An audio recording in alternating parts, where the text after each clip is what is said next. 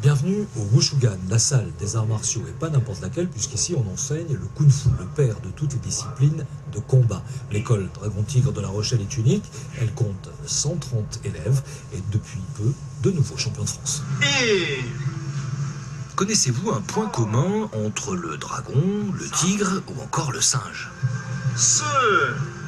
C'est en observant les différentes postures animales que l'homme chinois, 4000 ans avant notre ère, a inventé un art de défense et de combat érigé en art de vivre, le kung-fu.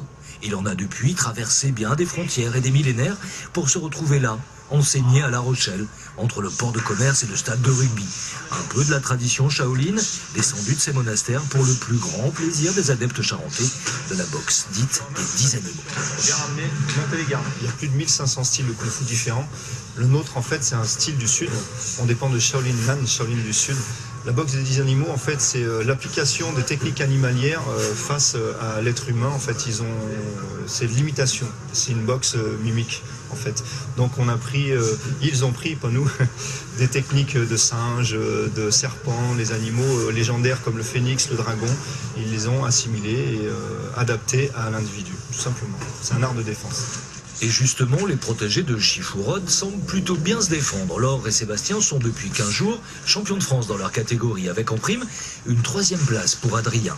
Dans une discipline plutôt confidentielle, pas plus de 8000 licenciés liés à la fédé de karaté, c'est un petit bonheur pour l'école et aussi un gros encouragement pour ces petits scarabées fraîchement addicts au Tao, au Wushu.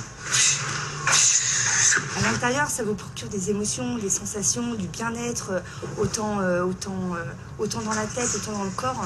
Et que si on loupe un peu d'entraînement, il y a le corps qui nous dit faut y retourner là, il y a du manque, je vous assure. On commence par la technique tranquillement, on apprend les bases, c'est-à-dire des positions de jambes, des blocages, comment attaquer, comment défendre. Et puis au fur et à mesure, on en vient à faire des enchaînements, donc ce qu'on appelle les Tao. Et puis après, on se rend compte que les Tao servent en combat, on a des combinaisons de combat, on arrive au combat, et puis on découvre aussi l'interne. Alors l'interne, justement, pour en parler, Shifu a tenu à nous faire une démonstration. C'est du Qigong. Le Qigong, c'est le travail de l'énergie. Donc le corps humain est géré par une énergie vitale, le Qi, qui est basé sur le Dantian, au-dessous du nombril. Et le travail du Qigong, c'est arriver justement à prendre cette énergie et l'envoyer à un point précis donné. Comme par exemple quand on fait des casses de lance sur la gorge, on envoie le Qi au niveau de la gorge.